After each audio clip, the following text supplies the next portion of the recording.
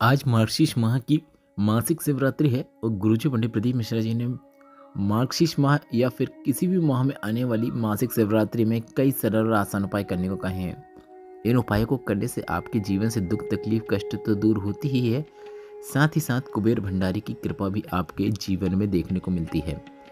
उसी श्रृंखला में हम आपको बता दें, अगर आप मासिक शिवरात्रि के दिन पार्थिव शिवलिंग का निर्माण नहीं कर पा रहे हैं तो ऐसा क्या कर देने से आपको पार्थिव शिवलिंग के निर्माण का फल तो प्राप्त होता ही है, साथ ही साथ आपके पूरे परिवार के अटके हुए कार्य पूर्ण होते हैं, मनोकामनाएं पूर्ण होती हैं, साथ ही साथ परिवार में कभी किसी की अकाल मृत्यु नहीं होती है।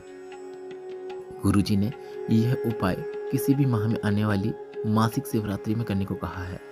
अगर आप पार्थिव शिवलिंग का निर्माण नहीं कर पा रहे हैं तो आपको अपने घर में जो भी गमला है उस गमले की मिट्टी का उपयोग करते हुए वहीं पर गोल आकृति बना लेना है। गोल लिंगनुमा आकृति बना लेना है या फिर गोल आप लड्डू जैसी भी आकृति बना सकते हैं जो कि लिंगनुमा आकृति के स्वरूप में रहेगी।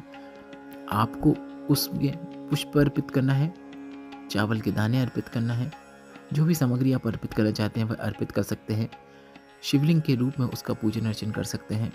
इसके बाद श्री शिवाय नमस्तुभ्यम बोलते हुए पूजन करें और कामना भी अपनी श्री शिवाय नमस्तुभ्यम या फिर नमः शिवाय या फिर ओम नमः शिवाय बोलते हुए करें। और पूजन के बाद आपको उसका विसर्जन उसी गमले में कर देना है। काफ़ी सरल और आसान उपाय है, करने में सिर्फ आपको 10 से 15 मिनट ही लगेंगे। आप चाहो तो दीपक भी प्रज्वलित कर सकते हैं। दीपक ठंडा होने के बाद आप उसका विसर्जन उस गमले में कर सकते हैं। बस इस उपाय को करते समय आपको कुछ बातों का ध्यान रखना जरूरी होता है, जैसे कि आपको जो गमले का चयन करना है वह तुलसी के गमले को छोड़कर किसी भी गमले का चयन कर सकते हैं। तुलसी के गमले में आप यह गोल लिंगनुमा आकृति शिवलिंग के निमित्त ना बनाएं और यह उपाय करने के बाद आपको जल से उसी गमले में उसी लिंगनुमा आकृति का विसर्जन कर देना है। इस बात का भी आपको ध्यान देना है। काफ़ी सरल और आसान उपाय है। प्रत्येक माह में आने वाली शिवरात्रि में आप यह उपाय कर सकते हैं। आप आज यह उपाय सुबह से लेकर शाम तक कभी भी कर सकते हैं। इसके साथ ही शिवरात्रि में शाम के समय मतलब आज रात के समय आपको कुछ दीपक प्रज्वलित करने होते हैं। हमने 2 उपाय बताए हैं जिसमें लोग कुछ कंफ्यूज हो गए हैं कि 2 उपाय में आपने एक उपाय में आंवले का वृक्ष कह दिया और एक उपाय के अंतर्गत आपने अपने घर का मुख्य द्वार बताया है। तो हम आपको बता दें, आप 2 अलग अलग उपायों को एक साथ जोड़ने का प्रयास कर रहे हैं।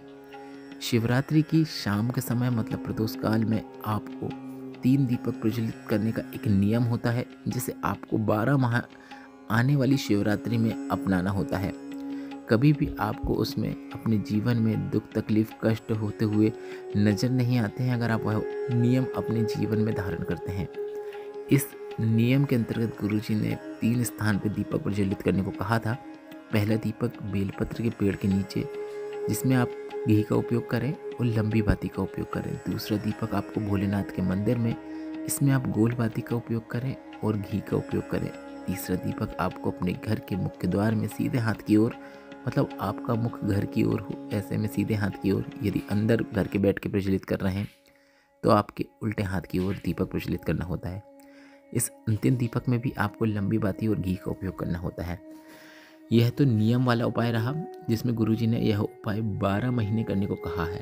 पर एक और गुरुजी ने उपाय बताया था जिसमें गुरुजी ने 3 दीपक शिवरात्रि में प्रज्वलित करने को कहा था, जिसके अंतर्गत आपकी जो भी मनोकामना है वह 3 माह के अंदर पूर्ण होती हुई आपको नजर आती है।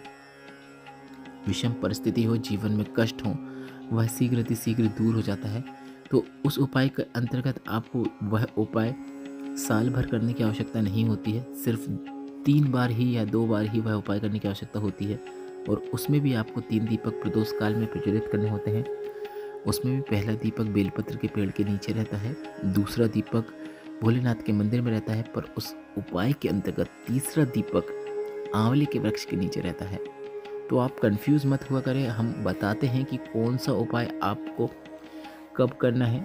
जो उपाय साल भर करना रहता है उसमें घर में दीपक प्रज्वलित करना है, और जो उपाय सिर्फ 2 या 3 बार करना है तो उसमें आपको आंवले के वृक्ष के नीचे दीपक प्रज्वलित करना है। गुरुजी पंडित प्रदीप मिश्रा जी ने यह दोनों उपायों की जानकारी शिव महापुराण कथा में अलग अलग दी है। आशा करता हूँ उपाय समझ में आ गए होंगे। आज शाम को आप दीपक अवश्य प्रज्वलित करेंगे। वीडियो उपयोगी लगा हो तो वीडियो को लाइक करके कमेंट बॉक्स में हर हर महादेव अवश्य टाइप कीजिएगा। श्री शिवाय नमस्तुभ्यम। हर हर महादेव।